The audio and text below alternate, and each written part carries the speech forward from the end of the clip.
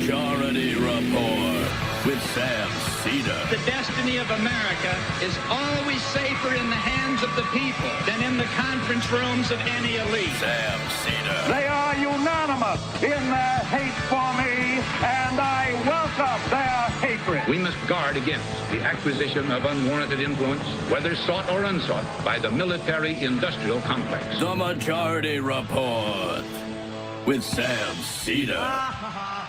Ever get the feeling you've been cheated?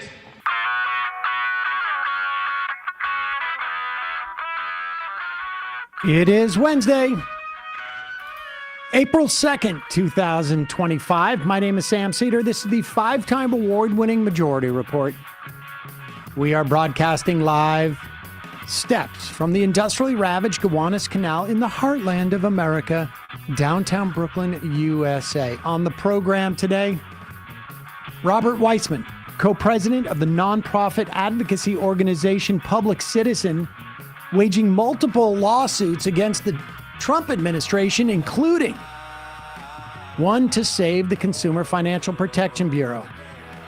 Also on the program today, Rohan Grey, an assistant professor of law at Willamette University, on DOJ's attempt to take over the government's payment system. Also on the program today, liberal Supreme Court justice candidate wins big in Wisconsin in a referendum on how much Elon Musk smells, and Donald Trump and the Republicans. In blood red Florida 1st and 6th districts, Democrats run 15 points better than they did just 6 months ago. Actually, 5. 6? Somewhere around there. Around there. Putting, scaring the bejeebies out of any Republican lawmaker who is in a district that Donald Trump won by less than 10 points. Meanwhile, fearful of a tanking stock market, Trump pushes his tariff announcement to 4:01 p.m., 1 minute after the stock market closes. That'll do it. I'm very clever. Speaker Johnson adjourns Congress in a huff after Democrats help pass proxy voting for new parents. God forbid. Incompetent National Security Advisor Tim Walz has conducted sensitive national security conversations on Gmail. Cory Booker holds the Senate floor, breaking Strom Thurmond's record as he bemoans Donald Trump. He holds the floor and his bladder, it seems. Yep. This is the information I care about. It was over 24 hours. He didn't move or go to the bathroom. I did rest. I'm impressed, honestly.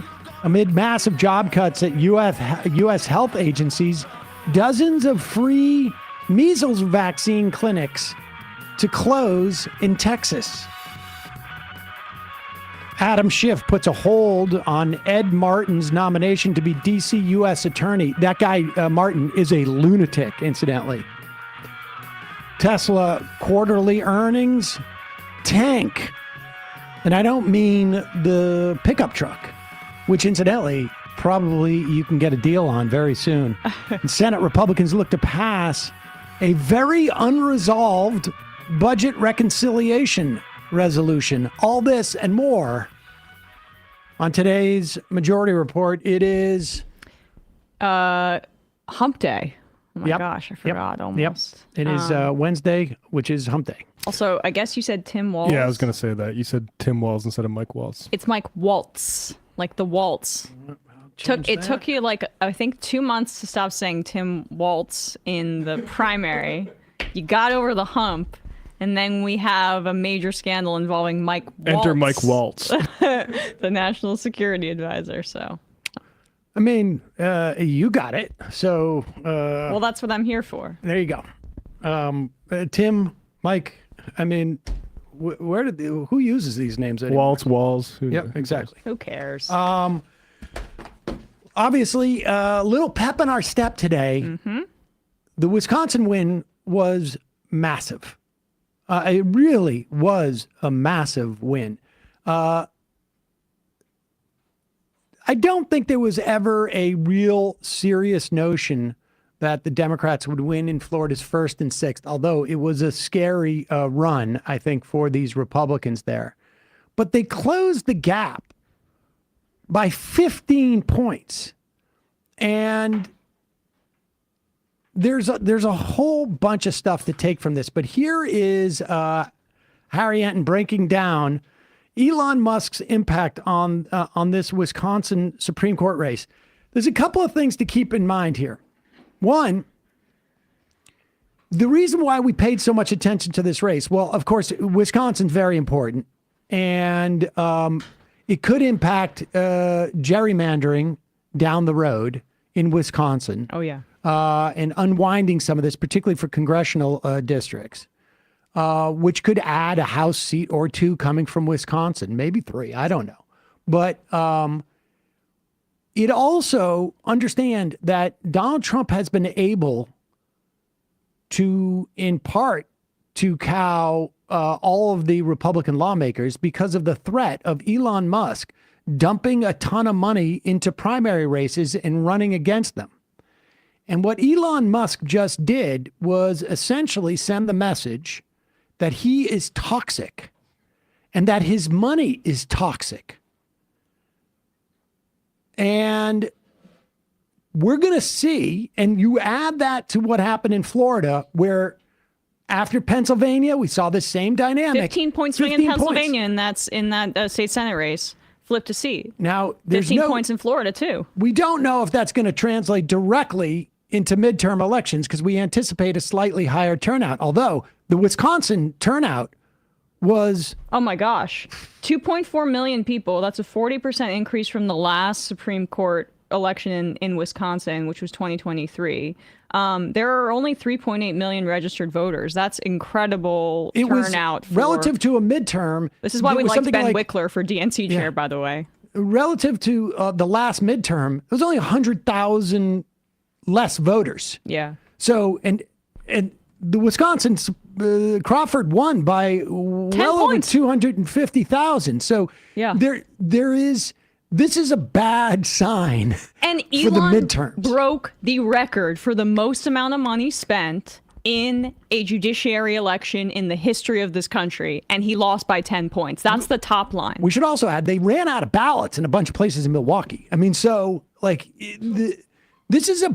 Wisconsin is about as bad as it could be for Republicans, and just on a sheer numbers basis. But add in this, like, it runs counter to what had been being used to discipline Republican lawmakers, because Elon now looks like a liability as opposed to, in these elections, as opposed to some type of hammer. So here is CNN. Let's start with a little bit of Wisconsin, right? On a moose-boosh on Wisconsin. This was a race. Elon Musk spent big in this race to sway the Supreme Court race there. And he also went to Wisconsin, which may honestly have backfired. Yeah, I think it may have backfired. Look, I think if there's one thing we should be taking away from the results in Wisconsin and the polling that we have from Wisconsin and national, if you are a Republican candidate running in a swing state, you don't want Elon Musk anywhere near you. Yes, maybe you like the money, but you do not want his presence in your state. Why is that? Elon Musk simply put is an unpopular guy. He is political poison. Look in Wisconsin, his net favorable rating, minus 12 points, 12 points underwater. That is an even worse number when you look nationally. Look at that. It's minus 17 points. So if there's one big lesson to take away from Wisconsin is Elon Musk does not help Republicans when he shows up. If anything, the data suggests that he hurts them. Republicans, stay clear of Elon Musk if you want to win in a swing state, at least in terms of his physical appearance in your state. What do we see in terms of swings in Florida? What do we see in the terms of swings in Florida? You know, we were talking about Florida 6, and you can see it here. The election margins in the U.S. House District, Donald Trump won the 6 by 30 points. Last night, what did we see? We saw the Republican Randy Fine win by 14. That's a swing of 16 points. But that's not anywhere near the swing we saw in Florida 1. Look at that. Donald Trump won it by 37 points. The Republican won last night, but only by 15. That's a 22-point swing. We're talking about an average 19-point swing from the baseline back in 2024 in just a matter of 4 or 5 months. These are massive shifts. These are massive shifts to the left. Democrats really have to like this, even if the Republicans add it to their majority in terms of what this potentially means down the road. You take this type of swing, you put it on some swing districts, that's very good news for Democrats. Now, all of us who have this certain political sickness over the last 24 hours, we're talking about Kansas, Harry. Why are we focused on Kansas? Kansas is on my mind, and it's not just because I want to go home, Toto. Look at this. Kansas 4th District election margins. If you go back in time to 2017, what did we see? You know, you remember back in 2016, Donald Trump won the 4th District by 27 points. And then all of a sudden, this ruby red district, Ron Estes won in April of 2017, but just by 6. Ergo, a 21-point swing. Very similar to that average 19-point swing we saw in those deep red districts last night in Florida. And then you say, okay, this tells us something about the political environment going into 2018, where Republicans, of course, lost. And of course, generally speaking, we look back, special elections and midterm results. If a party outperforms in a special election since 2005, 5 out of 5 times, they want to win the U.S. House. Perhaps last night in Florida is a sign of things to come. And again, good breakdown. There you have it. Now, look, Donald Trump is a loyal guy. Mm-hmm. He is not the type of guy who is going to jettison Elon Musk. Throw somebody overboard just because everybody hates him and he can't buy love in these states. And like, it's almost like he smells. People don't want to be around him. It's the kind of guy that just has a bad odor when he walks into the room. On cue, here comes a report from Politico. Breaking an hour ago. Scroll down. Trump tells inner circle that Musk will leave soon. Scroll down here. This is just 11:17. President Donald Trump has told his inner circle, including members of his cabinet, that Musk is going to be stepping back in the coming weeks as his current role as governing partner. What? Ubiquitous cheerleader and Washington hatchet man. Now, here's the thing, is that like Musk has done 2 things. He's gone in and he's tried to break our administrative state. And the other thing, again, like we say, he has been the sort of threat that has been hanging over the head of Republican lawmakers. So they're afraid to go to town hall meetings because they don't want to hear how angry their voters are. But they are also, that's like the rock. And the hard place, though, is that Elon Musk is saying, you got to keep doing this and keep your mouth shut, or I'm going to dump a bunch of money into your district and I'm going to oversee your primary loss. But now those people are going like, if he helps me win in the primary, just that him stink around me is probably going to make me lose automatically in the general. In the general, right. But I'm more likely to get support if I get through the primary just generically from Republicans. So it changes the calculation. That's the point. And so this is good news. Hopefully it will make the budget.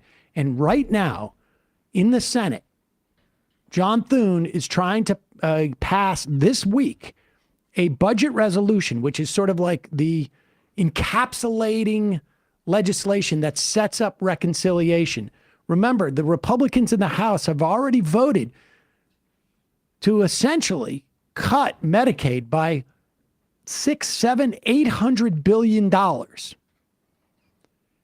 This budget resolution in the Senate is going to punt all of these different issues so they can just move the ball forward. But one of the issues that they also have to essentially punt, they're trying to use an accounting fraudulent technique. I don't know what gimmick to pretend that the Trump tax cuts, which are set to expire by legislation, aren't going to actually expire.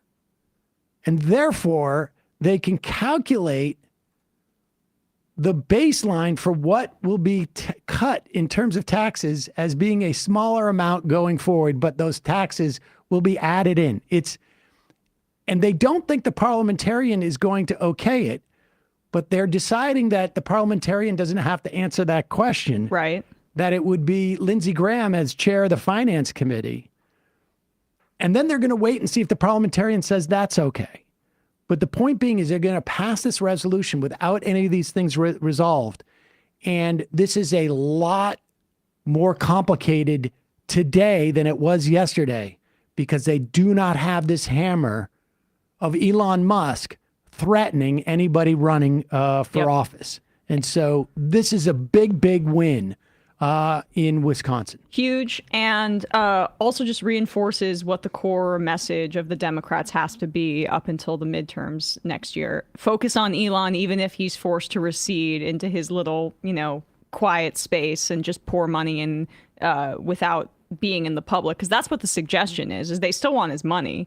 They just don't want his toxic personality and face out there all the time, right? So I'm sure Musk will not be. He doesn't have any ego issues at all. So it'll be interesting to see it play out. But making billionaires and making him the mascot of the billionaires that the Democrats are taking on, making that the focus is really politically salient and also the right thing to do from a policy perspective. So these two things coming together, it's just a good thing. And can I just read one quote really quickly from Pam Van Handel, chair of the Republican Party of Wisconsin's Outagamie County? I'm honestly shocked. I thought we had it in the bag.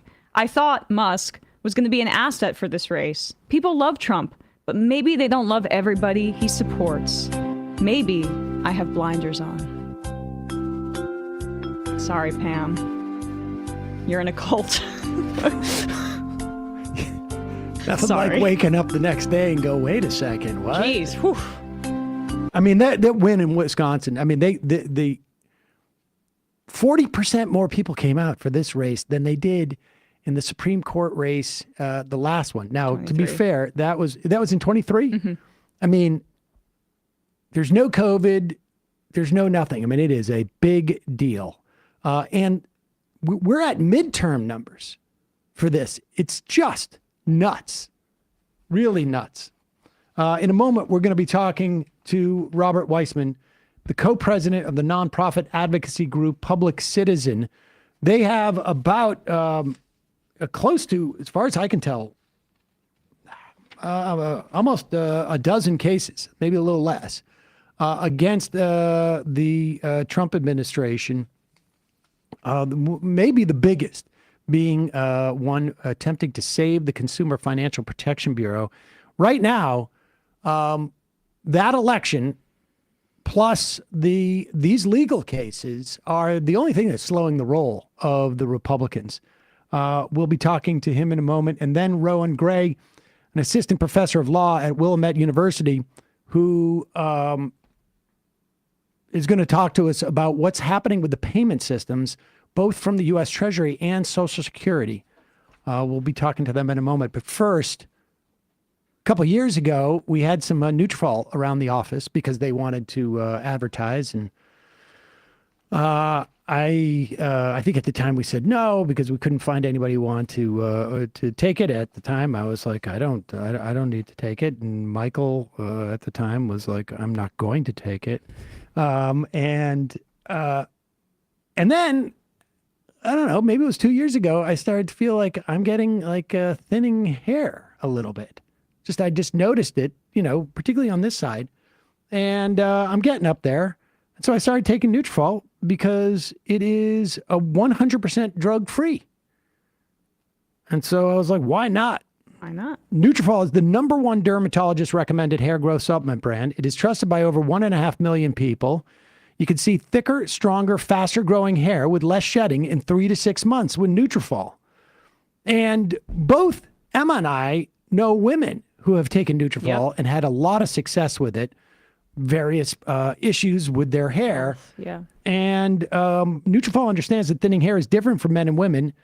They know that a one-size-fits-all approach for hair growth doesn't cut it. So Nutrafol has multiple formulas for men and for women, tailored to different life stages. Doesn't matter, like postpartum or menopause or lifestyle factors such as like a plant-based lifestyle so you can get just what you need. Physician formulated with 100% drug-free ingredients, Nutrafol supports healthy hair growth from within, targeting key root causes, no pun intended there, of thinning. Things like stress, hormones, aging, nutrition, lifestyle, metabolism, through whole body health. Start your own hair growth journey with Nutrafol. For a limited time, Nutrafol is offering our listeners $10 off your first month subscription and free shipping when you go to Nutrafol.com. Enter the promo code TMR10. That's the letters TMR and the number 10. Find out why over 4,500 healthcare professionals and stylists recommend Nutrafol for healthier hair. Nutrafol.com, spelled Nutrafol.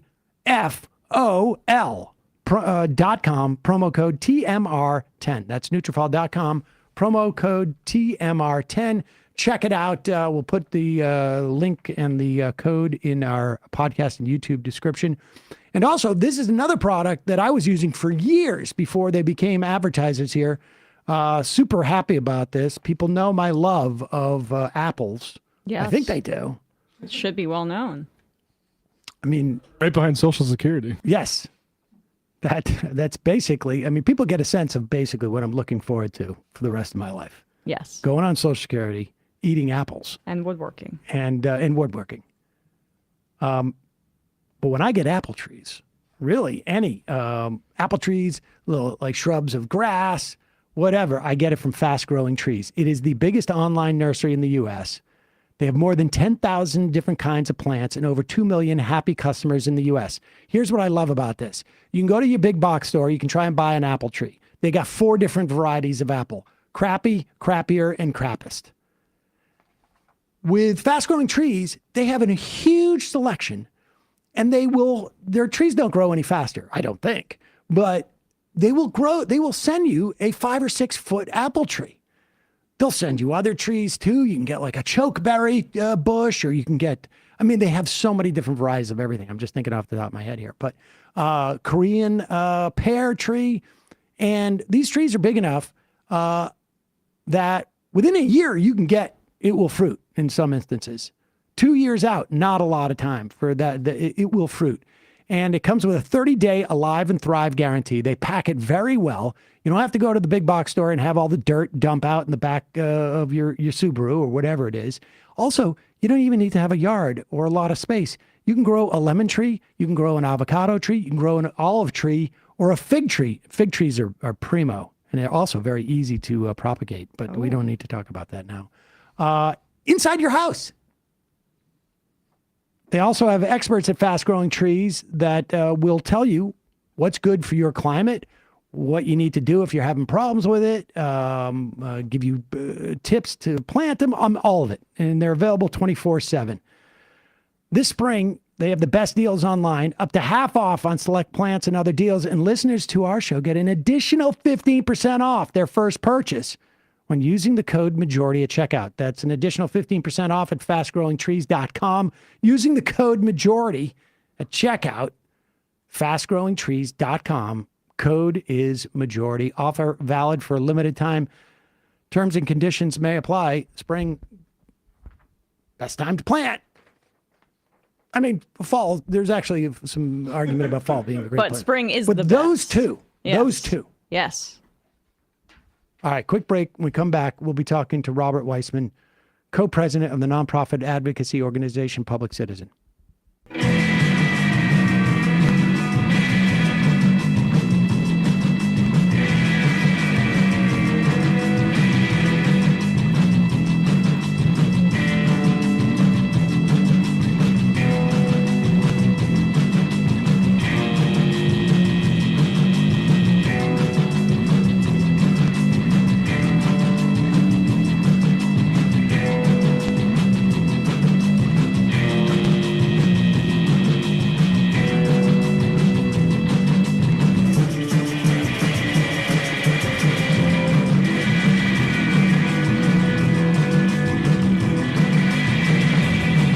We are back. Sam Seder, Emma Vigeland on the Majority Report.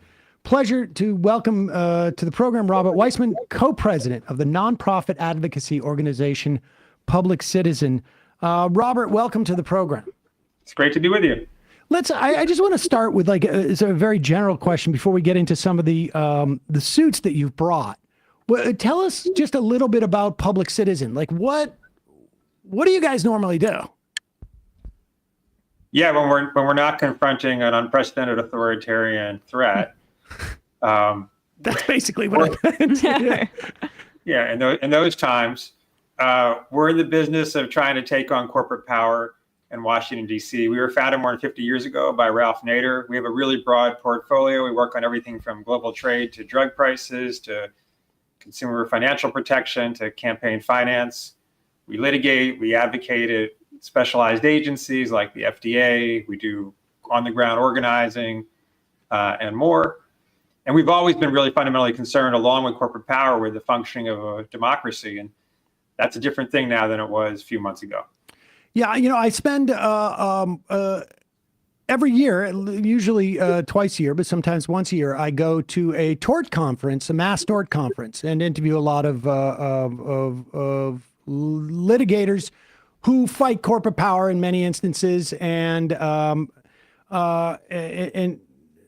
as a public, and there is public interest firms that come in, not-for-profits, and will take cases that aren't profitable for some of these lawyers to take. Where do you fit in that niche of? I know that you're more oriented towards what government is doing, and but where do you fit into that niche? Like there's a hole there, isn't there? Yeah, well, what you're describing are cases that are usually brought by consumers, sometimes employees, against large corporations for dangerous products, or maybe sometimes for an environmental toxin. They can either bring cases on their own, or in these big cases that you're describing, come together either in class actions or things that are called mass actions. And there's a whole trial bar that specializes in bringing those cases. We don't bring those cases at the trial level, which is where you have to amass all the evidence and you're going back and forth about what exactly happened. Our much smaller team focuses on appellate litigation. So after there's been a back and forth and hashing out before a jury or a judge about the facts, then if the plaintiffs, the victims, are able to succeed, the defendants almost always are going to sue. But to sue, they've got to say there's some legal issue here. The judge did something wrong. And that's where we come in. We would often work in conjunction with those lawyers, arguing at the appellate level. So not so much before a jury, but before judges on matters of constitutional law or interpreting a statute or something like that. So facts are settled, and then you guys are arguing the either problems that may have existed on the subsidiary court level or interpretations of law that were missed. Okay. Well, let's talk about what you guys are doing now. I mean, it's sort of, like you say, we're in a different era than we've seen before. Let's start first with the National Treasury Employees Union versus Russell Vogt. Russell Vogt being the OMB chair, also one of the key architects of Project 2025. He was Trump's OMB secretary in the first administration. Tell us about this suit. It's brought by a union, but it's specifically about the Consumer Financial Protection Bureau. Right. It's about the effort by the Trump administration, which includes, on the one hand, Elon Musk and Doge, and on the other hand, Russ Vogt, who's probably the most important person in the administration, not named Elon Musk, to shut down the CFPB. So folks will remember the Consumer Financial Protection Bureau was created by Congress following the 2008 financial crash. It was the brainchild of Elizabeth Warren before she was Senator Warren, just Professor Warren back in those days. And the idea was, looking back on what had happened in the crash, there were a lot of financial regulatory agencies. Their job is basically to look at the banks and make sure the banks aren't getting too far out over their skis and being too risky. But there was no agency at the time whose primary job was to protect consumers. And consumers were the ones who were really most adversely impacted by the crash. So Congress created this agency in 2010 as part of the Dodd-Frank Act. It's been a great success, especially in the last 4 years under the Biden administration, under the leadership of Rohit Chopra, who is probably the most effective consumer champion in government in the last 50 years. It's returned more than $20 billion to consumers. It's stopped all kinds of predatory activities by payday lenders, credit card companies, big banks, student lenders, and more. It had issued recently rules to protect consumers against rip-off overdraft fees or having medical debt attached to your credit report. A lot of really, really good things that have protected consumers, which is exactly why Russ Vought and Elon Musk wanted to shut it down. Elon Musk had the extra interest of the fact that he's trying to turn Twitter X into a payment processor, which would in fact be regulated by the CFPB if he's able to do that. So he was trying to shut down the agency that would regulate his business. They were going in typical Doge fashion, just basically trying to empty the building, fire everybody, end all the contracts, and in this case, literally delete every record the agency had ever accumulated. Representing the workers at the CFPB, some consumer protection organizations, and a person who had a case that the CFPB was handling at the time, we were able to bring forward a lawsuit that has stopped them from being able to terminate the agency. And we should just say, you mentioned the overdraft fees. The Republicans literally just voted to uncap overdraft fees and allow banks to manipulate the order of your purchases to increase the amount that you've overdrafted and charge you more fees. It's shocking that they could take this vote and, then be so proud of it, but that's what they did. So what is different about this case as opposed to like stopping what they're doing to USAID? Like, do you need to have a specific plaintiff who is specifically impacted here to bring this case, as opposed to they're doing the same thing with the USAID. They're doing the same thing with like the museums and libraries. They're doing the same thing with the International Peace Organization. I mean, there's so many different agencies, but you need to have a specific plaintiff. Is that it? Yeah, that's right. And we've been doing the USAID case as well. So to bring these lawsuits, you can't just say, hey, what they're doing is illegal. By the way, it's always illegal. It's almost always in violation of the Constitution. To be able to bring the lawsuit, you have to say you were directly affected. That's the idea people may have heard of, that you have to have standing to bring the lawsuit. And the way the conservative courts have worked over recent decades, it's hard for consumers or the public to show standing. Corporations, by the way, almost always have standing to bring challenges to government action. They say, hey, we're directly regulated. We have standing. The courts agree. So in these cases, it's been challenging, but we were able to do it effectively in the CFPB case by having the employees, but not just the employees, also people, organizations like the National Consumer Law Center that uses the research that the CFPB produces, and a person who had a case that was being managed by the CFPB and halted because of the efforts to close the agency down. By contrast, by the way, at USAID, we represented the employees there, and then we brought Oxfam in as a plaintiff as well. But because of the employees were involved, the judge said, hey, this is not really an issue about shutting down the agency. It's really an issue about laying off all the employees. If this is an employee issue, you've got to handle it through this administrative process that the government has to deal with employment issues. So that's been a problem we've had in the AID case, but it's not been a problem in the CFPB one. What is the case? I mean, I assume that there was I assume it's not statutory. I assume there was some type of Supreme Court case, but you point out that corporations almost have standing in every case against the government. It seems to me as a citizen, like all of these agencies on some level exist ostensibly for my benefit. Right. And so if they're being undermined, it seems to me I should have standing. Why don't I? I mean, and I'm not just talking about me, obviously.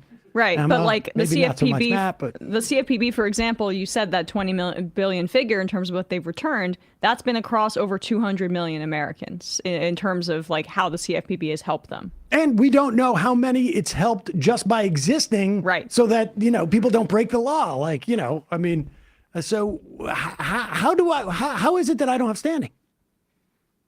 Well, you should. We all should. 50 years ago, we probably would have, or at least you would have, if, say, an organization like Public Citizens said, hey, we've got lots of members and they're affected, we would have had organizational standing. And that was permitted 50 years ago. But there's been a steady effort to restrict standing primarily on behalf of corporations. Again, in non-authoritarian times, that's the context we're normally talking about this in. So corporations can always challenge a regulation issued by a government agency almost without fail. And they succeeded in stopping almost every single one that the Biden administration issued. But it's generally really hard for consumers or the public to do it, not because it should be, but just because of how the law has evolved. Is that a statute? Is that statutory? It's not a statute. The idea of standing is a constitutional concept. And so the Supreme Court has just changed what it means to have standing. Okay, all right. That's the Supreme Court has ruled, and they've done this in I don't know if it was Concepcion, the AT&T and Concepcion sort of added to it, but there's a whole body of law that they have basically. It's been a steady march, for 40 or 50 years. Closing the courtroom doors to citizens is really what they've been up to. Right. What is the status of this case? So at the moment, you've got a preliminary injunction against, I guess, Doge from doing what? Like, in all of these situations, it feels like, and in some instances, they've been ordered to rehire the employees, but then they sort of like, well, we're not giving you back pay. In one instance, I think it was at the USDA, if I'm not mistaken. And they just make it broadly difficult. Like this is this is about bailing water, essentially, isn't it? Well, hopefully it's a little more than bailing water, but the point is right. Like, even when we win in these cases, and these are all still early phases, not the for earliest phase, but preliminary injunction, not a final resolution of the case. In every instance, we're seeing the administration, at best, slow walk the implementation of what a judge tells them to do, and in a lot of instances, go a lot slower than that. But in this case, we've stopped them from shutting the agency down. We've stopped them from formally firing everyone. We've stopped them from canceling all the contracts they have. They've got a lot of outside contractors who do the business of the CFPB. We've stopped them from what we think they were planning to do, which was literally hit a button and delete the entirety of the records they've created over the last dozen years of operation. So that stopped. Things have been in ferment today, but the short version of a long procedural story is that the government is trying to appeal the decision. So, I mean, largely as a strategic matter, is like one of your primary goals, and I'm looking at, a whole series of cases that you have involving the government or sort of subsidiary elements. Is it just to basically maintain the structure of these things? I mean, obviously, a Trump administration Consumer Financial Protection Bureau is not going to aggressively go after banks or fraudsters. I mean, they're just not going to the extent that there are people who are still working there who want to. The political appointees are going to be putting the kibosh on that in every way they can come up with. But this is really about, or from your perspective, maintaining the structure of these entities so that in the event there's political change, these things will still exist and don't have to be built from scratch.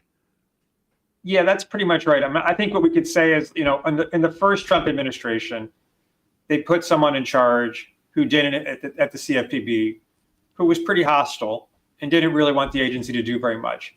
But the agency did continue. It did, for example, maintain its database where it accepts consumer complaints and sort of deals with individual consumer complaints. It did bring some actions against some really extreme fraud cases, including some that the administration now is trying to undo that were brought under the first term. So I think aspirationally, we could hope for that and try to maintain that. And that's important a little bit because even that low level of functioning is something, and it reduces some of the worst frauds and ripoffs and predation that banks and others would do. But also, even more importantly, as you say, is it keeps the structure in place so we have the agency and we can deploy it at its full power when there's a change in presidential leadership. Is there anything that's like sort of like sending off? I mean, was going to say, is there anything sending off alarm bells? And I would imagine that's all you hear in the office. But are there other things that you're sort of like seeing down the road that you guys have some type of, I don't know, grid in your office, like where it's like, okay, we're at DEFCON 5 now. Like this is gone completely off the rails. Is that, I mean, I imagine that's just like the Trump administration completely ignoring what a court says. It doesn't feel like that they have indicated that they're going to do that in any circumstance except for maybe on the immigration side. But even then, it sort of feels like they're coming in and they're showing up and they're hemming and hawing about it. But what in your world, what are you looking out for, or do you see signs of encouragement, or are there things that you're worried about going forward? Yeah, I think there's a few things. One is, they're still going to try to mow over more agencies. So we just had the carnage at the Department of Health and Human Services earlier this week, and there's still other agencies. So, we're going to try to pick up the pieces and defend some of the agencies, the sub-agencies inside Health and Human Services that have either been cut so deep that you can't really say it's there anymore, or where they're trying to close it down pretty much altogether. For example, one that's not gotten to get very much attention, the National Institute of Occupational Safety and Health, like the part of NIH that studies worker health and safety, they're trying to obliterate it altogether. So hopefully we can keep that part going. Now, do you keep that together by basically saying you can't fire these employees? They're a member of a union, they're a class of employees. You can't fire them, or what? Or it's a little bit of the employees, but it's even more that the agency is created by Congress and has an direct appropriation by Congress. You can't close an agency that Congress created without Congress doing it, and you can't refuse to spend money that Congress appropriated for a particular purpose. So I guess the next thing is there are some issues that are going to go to the Supreme Court for sure. One is the ability of the president to fire people at so-called independent agencies like the Federal Trade Commission, where they're Democratic appointee or Democratic members of the commission who are supposed to be on so long as they don't engage in some crime, period. And Trump has fired them. There's a number of those instances. That's going to get to the court very soon. And then the even bigger issue, which you're alluding to, is what happens when the president says, I'm not going to spend money that Congress appropriated? That's plainly illegal. There's a law called the Impoundment Act that prevents the president from doing that.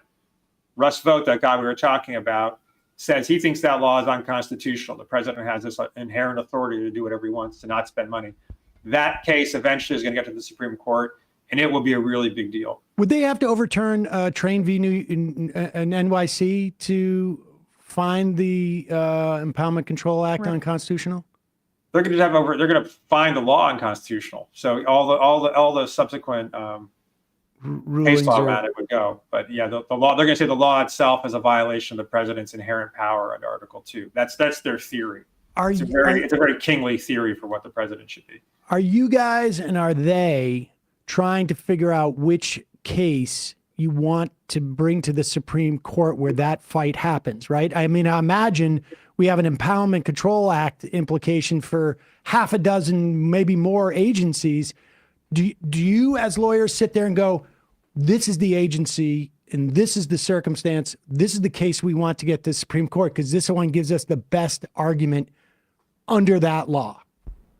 You try to think about it. You don't really have control necessarily. And also, a lot of this depends on timing. Like, does it feel like it's really ripe? So they've got a year to spend, an appropriations fiscal year to spend the money.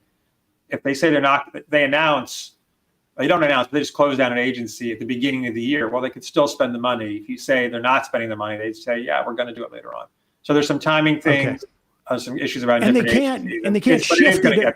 And there's already been a case under the first Trump administration where they shift that money maybe to, build the wall or something. But I would imagine it's a much harder argument to take money from OSHA and build the wall than it is from like the Pentagon and build the wall. Right.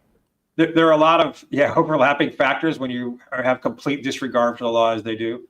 So it's exactly what you said. Another thing that came up in that case and will come up again is, well, what if they declare a national emergency of whatever kind? He's declared a lot of national emergencies so far.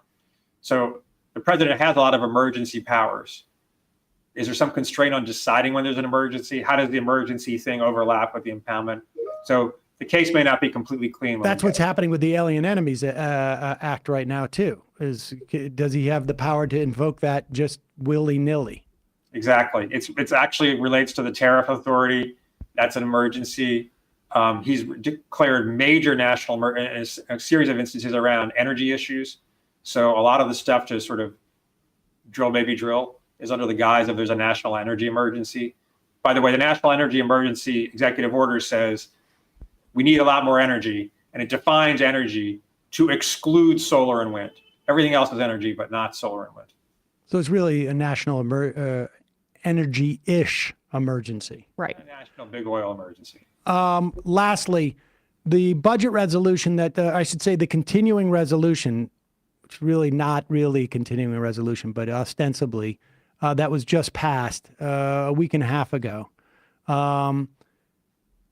Did that implicate the administration's ability to take money that it had saved by firing, let's say, half the employees at HHS or whatever percentage it is, and use it somewhere else? Like, did that budget bill in any way implicate what you're dealing with here, particularly in terms of the impoundment?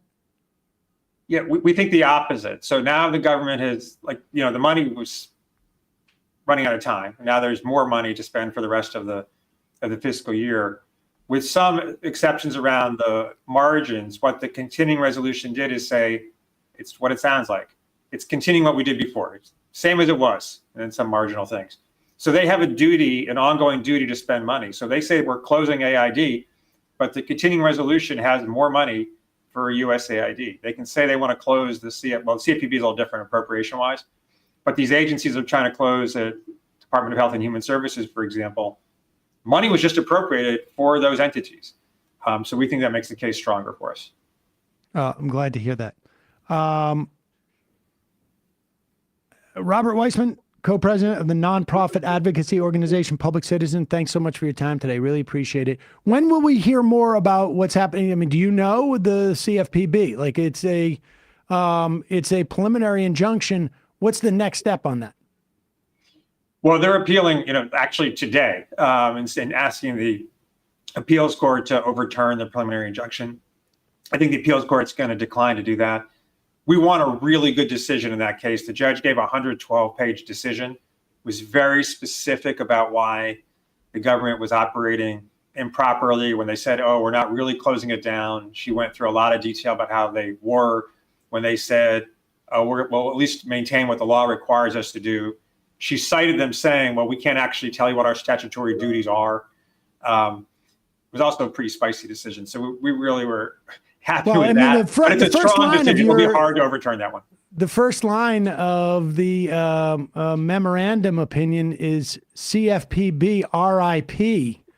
Elon Musk said that back in February. That sort of, I would imagine, is a little bit damning as to what they see they're doing. But again, Robert Weissman, thanks so much for your work. I really appreciate it. And thanks for coming on.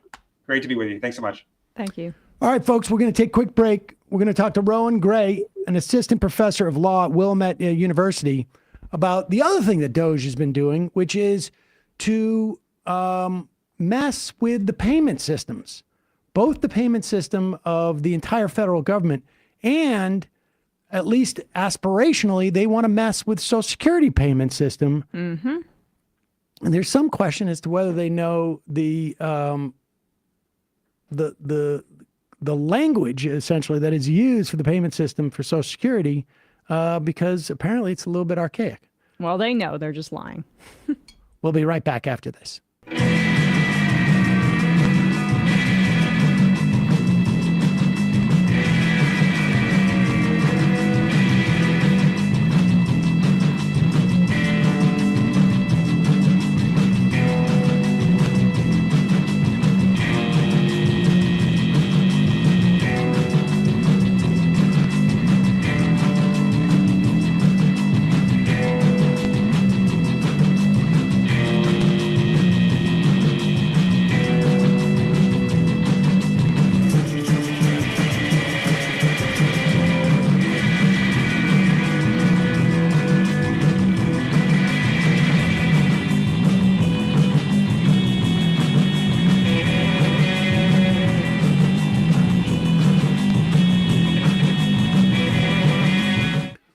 We are back. Sam Seder, Emma Vigeland on the Majority Report. Want to welcome to the program Rohan Grey, an assistant professor of law at Willamette University.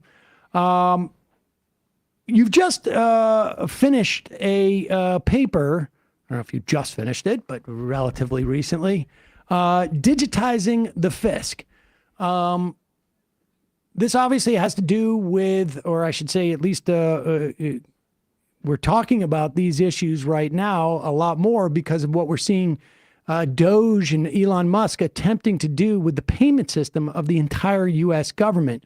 But what is, I mean, I know what the word digitizing means, and I'm not sure what fisc means. What does it mean, digitizing the fisc? Yeah, the fisc, the public fisc, is the place where the money comes from, right? It's not a single location. It's not a single thing. It's more of a concept. Anywhere where public money comes in and out of the government, that's the fisc. So the term you might be more familiar with is fiscal policy, and that usually refers to spending, taxing, issuing public debt, right? All the things that is not the central bank, right? All the things that goes through the budget process that typically goes through the Treasury, but basically it refers to all federal spending. Okay, so talk to us about how, and I want to get into the specifics of your proposal and what they're attempting to do, but let's just at a 15,000 foot a view. What does that broad payment system have to do with checks and balances and the way that our government is set up?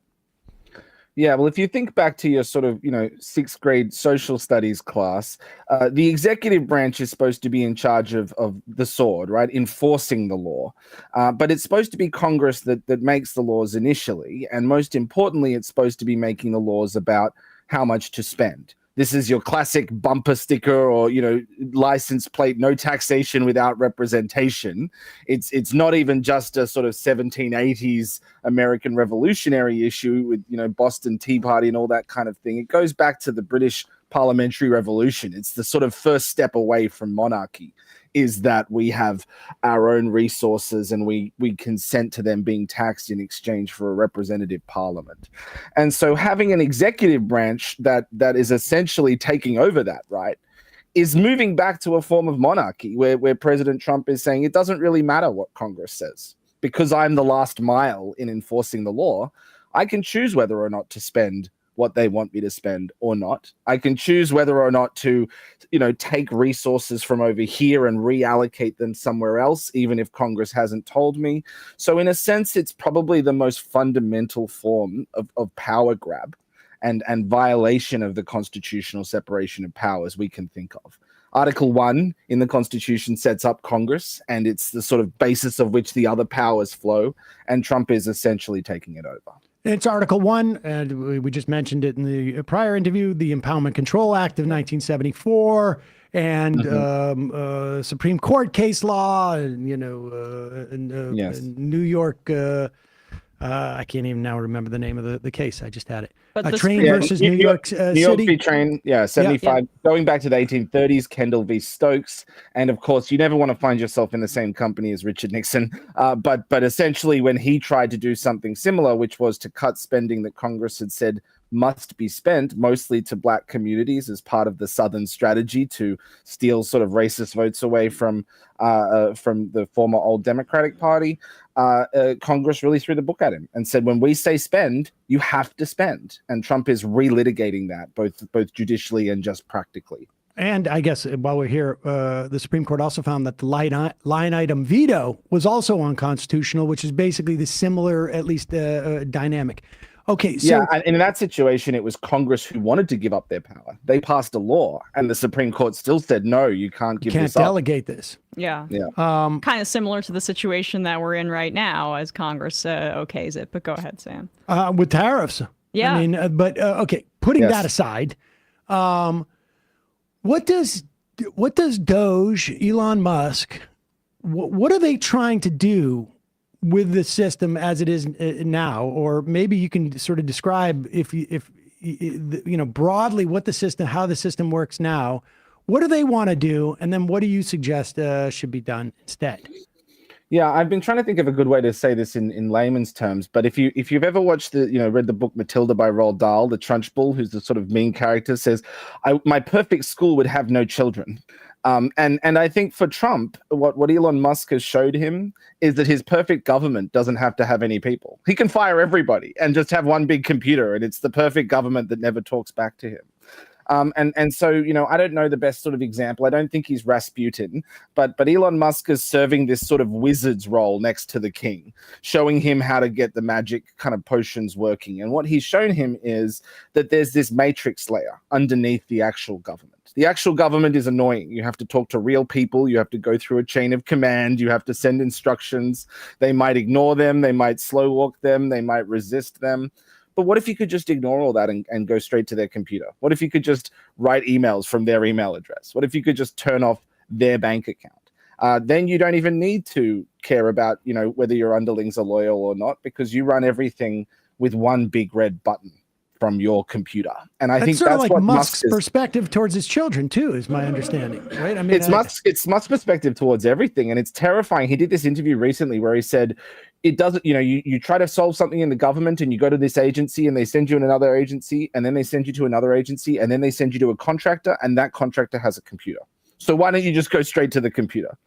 And it's a very perfect school has no children vibe to me. Right, but also the idea of it being centralized. You talk about this in your abstract in your paper. Can you talk about their efforts to make it less dispersed and more centralized under Donald Trump's power, our payment system and structure?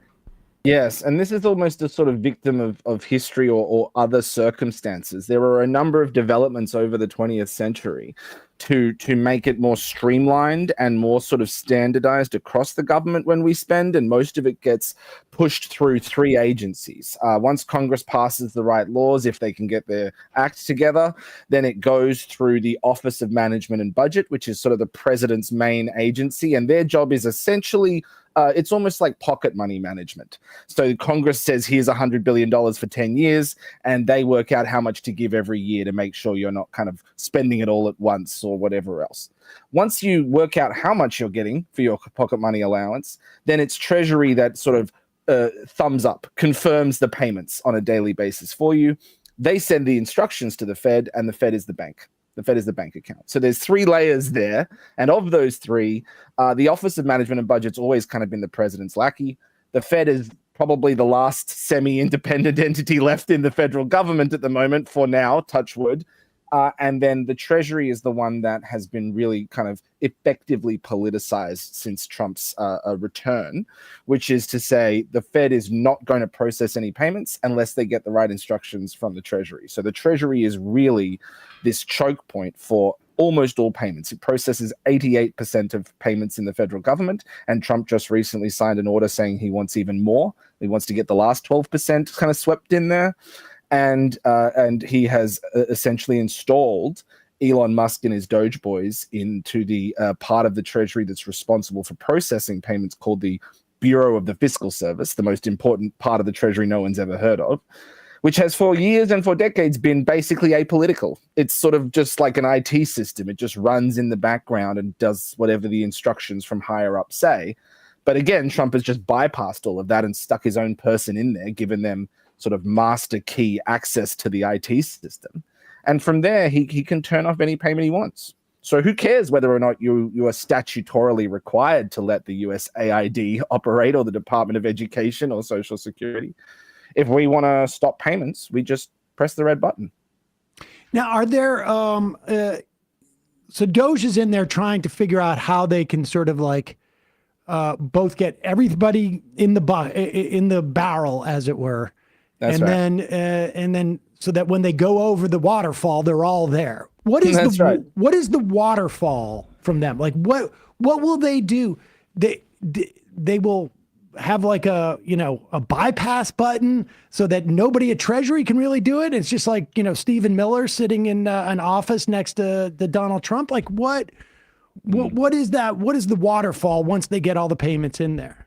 Yeah, there's a person whose job is to run that sort of very boring operational department in Treasury, and there was a person who was there for about 20 years before Trump got elected, and he was the sort of most senior apolitical bureaucrat in the Treasury. And within a few weeks of Trump arriving, he resigned in a quite sort of shocking fashion, saying, "I'm not going to use this power to do things that are not legally allowed, i.e. ignore Congress when Congress told us that we have to essentially kind of effectuate spending. We're just a middleman."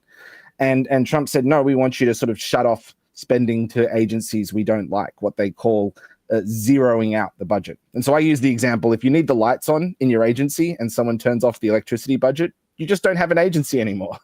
You can't use the computers. It's over. So it doesn't matter what's on paper, on the law. It matters whether the money keeps the lights on. And what Trump has been able to do is use the pretext of quote unquote waste, fraud, and abuse to shut off anything he wants, right? I think one of my colleagues, Nathan Tanker, said, "Do you reckon DEI is going to be waste, fraud, and abuse?" I think we can all make a pretty good bet about what waste, fraud, and abuse is going to be code word for. But it's this sort of ostensible concern for things that we all don't want, right? Nobody wants to be sending Social Security to people who are already dead. Is that true? No. Does that give me an excuse to turn the button whenever I want to on certain demographics?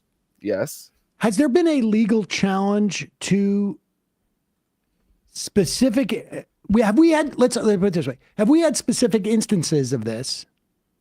And if not, is there a actionable thing that they have done that someone could have brought a case against?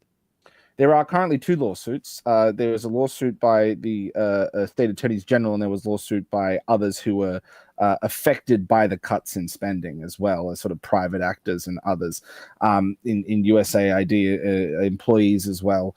But essentially, these cases are slow, and they go through a set of appeals, and there have been temporary restraining orders and things. But there's two problems. One is Trump still controls the machinery in the meantime. So it's sort of like asking someone who has, living in their own house to not use the sink. Are you watching them all the time? Can you stop it? What do you do if they do use the sink? And then the second thing is that even though the courts have said that you can't do certain things, they're kind of constrained, because on the other hand, the government has to keep running, and they're the only people who are the executive branch. And so they tried to stop, the courts tried to stop sort of Doge external related people from accessing sensitive Treasury IT systems. But at the same time, Trump is allowed to appoint his own Treasury secretary and his own top Treasury officials. And so they can't stop the Treasury from running the Treasury. They can't stop the president from being the president. So if you have your Treasury person and Doge shows up and says, "We want into those things," and they go, "Okay," there's nobody to even report that it's happening on some level, except for maybe a whistleblower or something like that. So it's very, very private. It's so secure that no one else can even see what's going on except the people with the clearances. And the court said no, but the court can't stop the Treasury secretary. So on one hand, yes, you can't send in the new Peter Pan Lost Boy today, but you could have them tell you what to do and you do it yourself. And no one could really stop that as much. Has there been an instance of, the analogy, or maybe it was not so much an analogy, of like turning off the power in these in an unauthorized fashion? Or maybe arguably it's all unauthorized. We haven't really sorted it out in the courts, so they're just going ahead. This is very much like a facts on the ground type of philosophy. We're going to do it, and then we'll say we'll apologize or not apologize later, essentially, is what they're doing. Do we have examples of this? Yeah, the first is when they got there, they immediately said, "We want to use this to go after USAID." And then the Treasury Secretary said to Congress, "Well, actually, that's not, we never did that." And they basically lied. And then the next thing is they said, "Well, we never gave them write access to the payment system. We only gave them read access. It was only review." And that turned out to be a lie. And they said, "Whoopsie. Oh, we just did a whoopsie. It was a mistake," as though you're supposed to just not have the facts before you testify to Congress about something that serious. But after the judges suspended or issued a temporary order regarding the Treasury, they just went and did this for each individual agency. they went and did the next round of computers underneath. And so they have frozen funds at the Department of Education. They have frozen funds at USAID. And of course, they are waiting to sort of resume wholesale at the Treasury. And I think even if the courts say no, they might start up again. They're waiting to see whether or not the courts kind of let them do it in the long run. And if not, they might just ignore them anyway. But the more important point is, once they've learned this lesson, that this is where the fight is, it's completely remade the map of where the kind of power is. This is the back door to the whole government. We just interviewed the co-president of Public Citizen. They're the ones actually bringing the USAID case. They're also doing this with the Consumer Financial Protection Bureau, some other cases as well. Yep. For them, they're talking about maintaining the structure of these agencies. Yeah. For lack of a better example, like they're keeping the integrity of the cup, essentially. But what you're talking about is the ability of Trump and Doge and Musk to essentially stop the water flowing into that cup. That's right. Which is going to have real impact on people and individuals and citizens across in other countries too, immediately. Not necessarily. I mean, you're doing long-term harm to the institutions and these agencies, because if I'm a scientist and I show up at work and I'm not getting paid, I'm not going to stick around. And 4 years later, all these scientists have decided to go into private industry because they can't count on getting a paycheck from this agency. You're also sort of like fundamentally undermining the institution. So there's sort of like, I just want people to get the conceptual understanding of the different ways in which these agencies are being attacked, both structurally, institutionally, and then sort of like just on an operating basis. With that increasing the uncertainty, making it a bad place to work, as you said, making it unclear whether or not the funding is going to be there in 3 months or 6 months, and for a lot of people, that's just too much mayhem to handle in their own personal lives. To your earlier point, National Institute of Health is another one, shutting down funding for cancer research. Children with illnesses. I mean, it's an amazingly callous move, and the cruelty is the point, right? The disruption is the point. They want people not to trust government, and Vought, Trump's head of the Office of Management and Budget, who was previously head of the 2025 project, has said quite clearly that the point is to throw this stuff into such chaos that people traumatize federal workers. He said exactly traumatize federal workers and ruin faith in the government for everybody else. Speaking of ruining faith in the government, the most beloved program, probably widely beloved program we have, is Social Security. Yeah. And the Republican Party has been trying to gut Social Security since the day it was conceived and implemented. You can go back to the 1936 Republican platform, get rid of Social Security they've been talking about. Musk is out there saying there's all sorts of fraud and waste in Social Security. We know that's not the case. We know exactly how much. Every time you hear fraud, waste, and abuse, think of a minority that he doesn't like, and it makes a lot more sense. Without doubt. The big thing is they are going in, and now Social Security payment system is not within that payments system that you just talked about, is it, from Treasury? Does it, or is it sort of like runs alongside it? Yeah, they get processed internally, and then the final instructions still go through the same back-end process at the Fed. I mean, there's sort of one set of bank accounts the government uses and things like that. And for example, things like prepaid debit cards, checks, all the stimulus payments, all that also goes through the Bureau of the Fiscal Service. So it's really the kind of last mile for most public spending. Yeah. Okay. So aside from them closing different Social Security bureaus, aside from them pretending that they weren't going to close these bureaus and backtracking, and I'm shocked. Yeah. Well, they're doing, and aside from making it really difficult to verify your identification by insisting now that it's on the phone, they're going to increase wait times. They're going to increase people's requirements to get into Social Security agencies, et cetera. And shut off in-person access, those kinds of things. Yeah.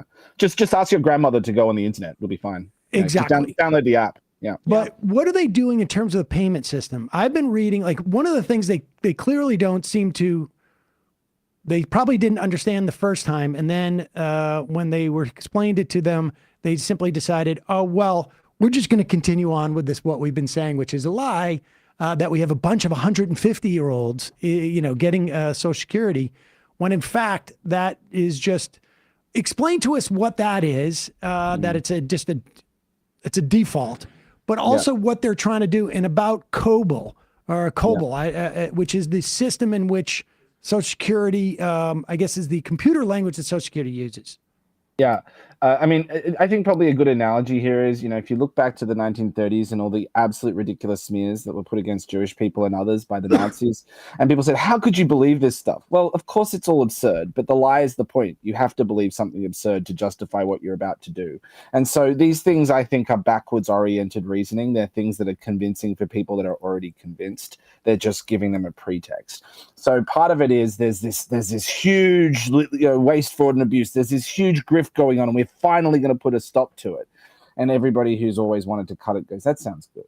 And so to your point, one of the examples they provided is that sort of millions of people who are 150 and still receiving money, as though there's this secret sort of wonderland of people living the high life on Social Security checks. And it turns out that that's just a computer issue where if you don't put the date in for somebody's date of birth, then it shows up as if they're 150 years old. And this is the kind of thing that could be explained in 3 minutes if you wanted to hear the truth. It was, Rohan. It was debunked, I mean, really within the first few weeks of the administration, but Musk repeated it yesterday in Wisconsin or 2 days ago. Yeah, I'm sure it was debunked in the first 3 minutes of the first meeting when he got there. But then, of course, he just keeps going because it needs to be true. So it is, right? Oh, we've got this problem of, immigrant Mexicans doing crimes. Is that true? But what about the 20 million dead people on the rolls?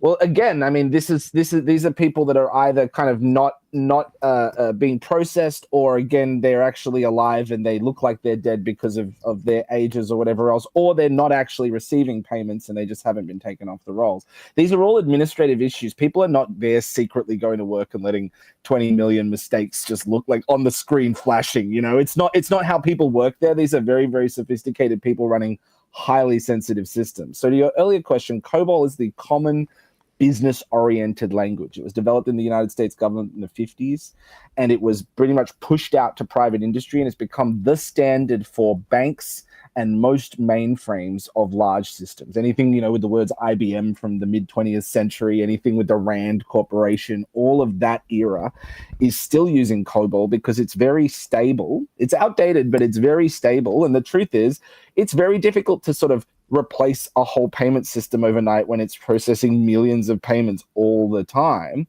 And everybody would like to upgrade this stuff. If it was easy, it would have been done.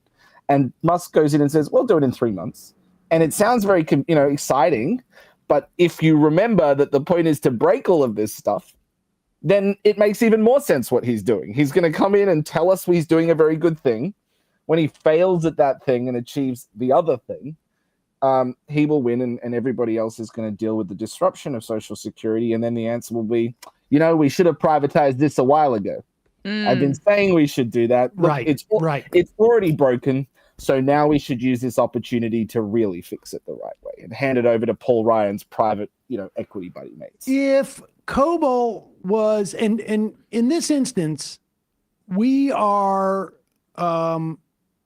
sacrificing some level of efficiency with COBOL, some level of dynamic flexibility, I guess, with COBOL, for the fact that it's rock solid. You can count on it. There is no, I click on Twitter X and it spins and it's down for, a day, maybe, or two, once a quarter, okay, I can't get on for a couple hours.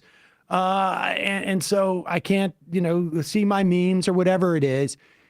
What happens if Social Security goes down for 2 hours, 5 hours? Like, give us like a perspective. Like, what happens? Like, are checks being turned out and mailed and signaled every moment? And if 2 hours get missed, are there literally like hundreds of thousands of people who don't get their checks?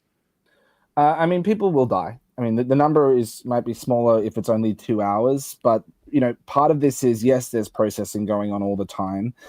Certainly people would have to sort of stay overnight and whatever else, work out how to try to fix it all back together. They do have contingency plans. Again, this is sort of high-level mission critical stuff after the nuclear regulatory codes and things. Keeping the money moving is pretty, and keeping electricity on, keeping the money moving is pretty high up on the list. But the bigger question is, what kind of problems would have to take place for it to shut down for 2 hours? Who would have to violate what security, etc.? But the checks are going out, but they get processed along the way. Basically, it's one big sequence. It's one big list that the computer is working down. And it's not just Social Security. It's sort of everything in the queue. It's every government payment that's going through. And so if that is to shut down for a while, then it would have to sort of restart the right way. It would have to make sure that the payments catch up, and there would probably a whole bunch of sequencing issues, because remember, payments are going out at the same time as funds are coming in. But there are people that rely on this stuff. There are not only federal agencies, there are state agencies that rely on these payments going out. And so there would be a huge But I'm talking about like Social Security in particular. Like, are they just looking to replace everything, or are they looking to replace Social Security as a separate matter? They're looking to shut down any payments that they want. But again, if you think about Social Security, a number of them go through direct debit, wire transfers, a number of them go through prepaid cards, a number of them go through checks, whatever the way that you receive it. In order for that part of the government to process that last mile, sending it out to you, they need to know the funds are in the accounts that they have. And so they'd be sitting there waiting, going, we've got, the next batch of checks to go out. Can we send them out? Do we have authority to send them out or not? And they'd be going, well, hold on the phone. And so that would be held up. And because that's held up, there's another set of people that wouldn't be doing something else. And so there's a kind of rippling effect once you break one piece of that process. I don't think it's only Social Security. And I think of all of them, that's one that they are going to be sensitive about. They're still probably going to break it, but that's one that's going to have a direct political impact very differently from something like USAID. So I think they're going to pilot this on the much less popular ones and then really hit the hammer when they're ready with Social Security. So when we talk about COBOL, are we talking about, is that the system that is used for all payments or just the Social Security payments? COBOL is a language. COBOL is like Java or C++. Okay. So it's not that it's a certain server, it's that it's the language used across all of them. It's the language used by JP Morgan and Goldman Sachs for their banks as well. So this is used across the government and if you view Musk as somebody who wants to turn Twitter, X, whatever, into a PayPal-like system, and his obsession with payments means that he has antagonism really probably towards traditional banking generally, and the fact that the Treasury is using COBOL like JP Morgan, which I didn't know until just now. He's been grinding this axe since 2000 when he bought X.com and tried to convince Peter Thiel to turn PayPal into X.com back then, and they were. But what's his specific rub? Like what's he pissed about COBOL, and how does that trace back to? I know this is a little past the scope of your paper, but like with PayPal, what was he mad about as it relates to this kind of stuff? Mostly about being left out of getting to make the money. Okay. So saying you care about COBOL is just another way of saying I don't like the legacy system and I want to upgrade it. It's not about COBOL per se. It's just the pretext, just like waste, fraud, and abuse is the pretext, right? I'm an Apple user. I don't like Windows. Are you invested in Apple? Yes. Well, that's a bit convenient, isn't it? Yeah. So coming in and saying, hey, have you met how bad this payment system is? By the way, you should consider giving me a government contract for the new payment system. And the other part of it, which we haven't talked about that's even more important with Social Security, is what is Twitter apart from the one payment app that he wants to build? It's also Grok. It's also an AI machine. And what makes an AI special is the specialness of its data that it gets to feed on. If it gets to eat a unique diet of data that nobody else gets to eat, it's the most interesting AI out there. And buying Twitter was a very smart move because of all the different kinds of data out there. That's sort of the political data. That's the sort of cutting edge of the political discourse, whether it's politicians or journalists or weird Twitter or whatever it is. That's a very interesting pot of data to feed the beast. But you know what's even more interesting? All of the sensitive government data that no one else has got access to. So come for the quote unquote payments reform, stay for the eating the world's data. Do we have a sense of whether he's done that? Nope. We don't know. No. So, I mean, it's he could have quite downloaded possible. it all, on the equivalent of a thumb drive. Not actually, but Right. metaphorically, yeah. And he could have done that already. He could be doing that. That could be part of the project. When Yeah, Big Balls goes in, that's right. Little His Nuts, 20-year-olds. Little Nuts, his buddy, could be doing the downloading as Big Balls is doing the cutting. But that was Mickey, the part Mickey when they Mouse lied. and Fascist Goofy. Yeah, that's right. Right. Send them all in. Yeah. But it seems like they probably already took a lot. Like that, what you described earlier about that whole back and forth about they didn't have edit access. Oh, but yes, actually they did. That was the period where they were scraping all of that data. It appears to me, and that was when Wired was doing all that great reporting. Yeah, I mean, again, these are the people that lied to Congress. These are the people that put the 19-year-old Nazi sympathizer in the most sensitive seat at Treasury. And then when it came out that he had been a Nazi sympathizer, they quietly repurposed him to Social Security as if that's a punishment. They've run out of 19-year-old white boy right-wing hackers, apparently, so they have to recycle the same 5 they've already got. But that says something to me about how much not only trust they're putting in these people, but how much, those people might already have sensitive knowledge about what's going on. But as you say, there was a period where they had complete access to that system, and it's going to take a while to kind of forensically uncover whether they did anything, because that system is not designed to have 5 other people looking over its shoulder. If you were to update COBOL, I mean, if the U.S. government said, like, it's time, we need to do this. Yeah. What would a reasonable amount of time be, and what kind of resources would you need? Because there's a real quality to Elon Musk in this narrow instance, aside from like what is self-interested in him, but this just sort of bugaboo about COBOL sort of feels like a mad scientist coming in and going like, oh, they thought I was crazy. I'll show you crazy, and then he blows his brains out. Yeah. Except for in this instance, it's really the Social Security system. If you were to say, and I imagine there's going to be a time, because COBOL's like, there's not a lot of people trained in COBOL, obviously, because it's an older computer language. Yeah. And I imagine there's a time we're going to start to update it to COBOL 2 or whatever it is. Yeah. Give me a sense of like how big of a project that would be. Yeah, I mean, it would be a years-long project. It would be a very sensitive project that you would have to have a lot of input from different actors in. I mean, people often talk about that metaphor of building the plane while you're flying it, but this would be building a plane while you're flying a plane next to it, because you have to keep the thing that's already up in the air going while you build the other one. And essentially, the things that I've proposed to try to deal with this are starting somewhere else and building it and letting it grow out. So I use that Buckminster Fuller, the futurist, his line. He said, you never change reality by fighting the existing system. You build something new and you render it obsolete. But you have to actually finish building it. It has to actually exist before people will sort of switch over. And you can't shut off society in the meantime and sort of say, come back in 3 months and hopefully, we haven't descended into barbarism in the meantime.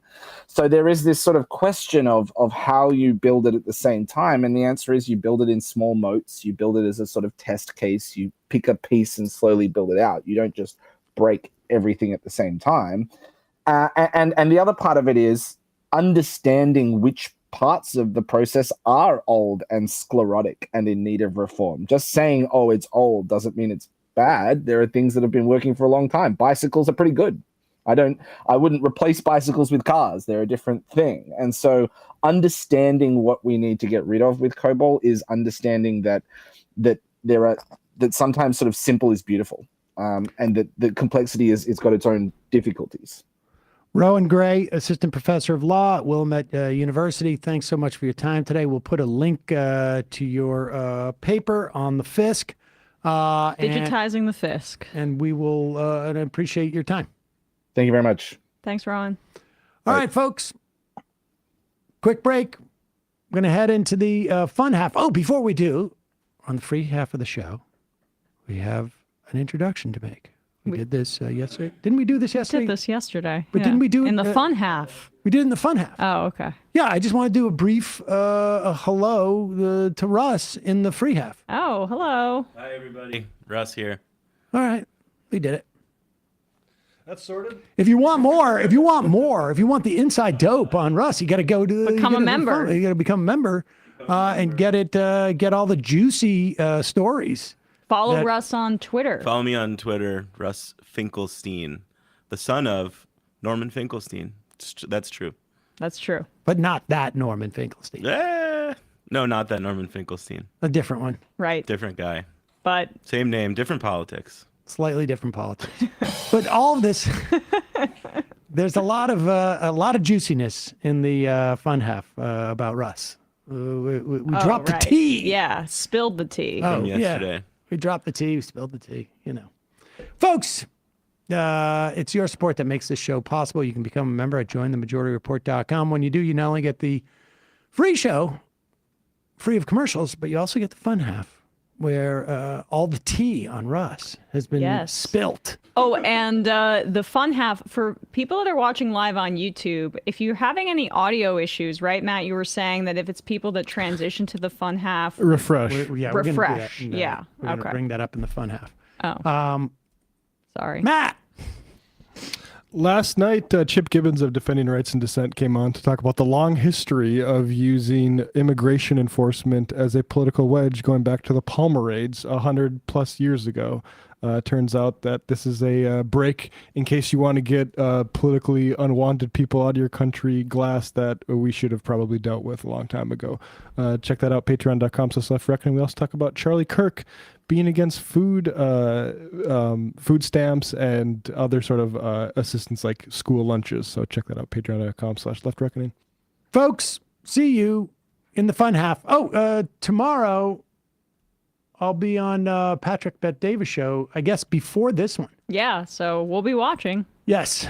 I'm going to have to leave early today and then get on a plane, go down there, stay in the hotel, then go to the thing, then go to the airplane, and then come back. Make sure you, 1, sign the lockbox this time.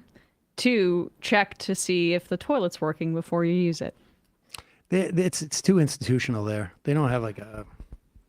All right, we'll talk about it. That's not some West Virginia crap. They got Miami toilets down there. Yeah. What does that mean? See you in the fun half. Lots of...